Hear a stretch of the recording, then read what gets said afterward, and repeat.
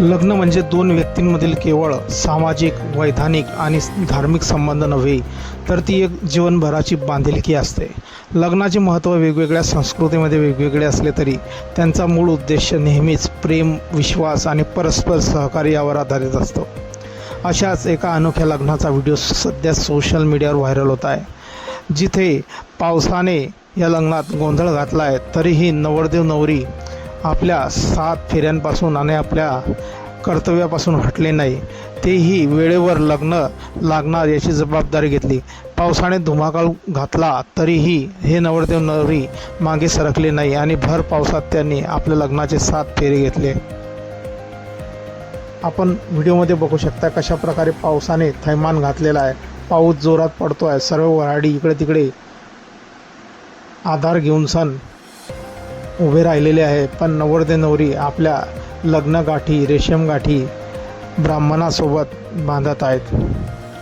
मंडप पावसाने ओलाचिंब झालेला आहे. सर्व वऱ्हाडी इकडे तिकडे चालले गेलेले आहेत. तरीही नवरदेव नवरी आपल्या जागेवरून हललेले नाही आहे आणि ते लग्नाच्या 7 फेरे घेतच आहेत. मित्रांनो, हा व्हिडिओ सोशल मीडियावर चांगलाच व्हायरल झालेला असून या अनोख्या लग्नाचा व्हिडिओ सोशल मीडियावर चांगलाच व्हायरल झालेला आहे.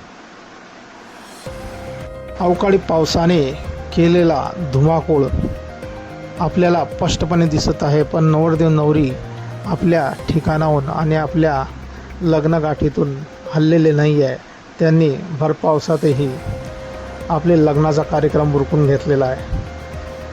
मित्रांनो, आपण बघू शकताय कशा प्रकारे सर्व महाराष्ट्रभर आणि भारतभर अवकाळी पावसाने धुमाकूळ घातला आहे. बऱ्याच लग्न तारखा पुढे लोटलेल्या आहे.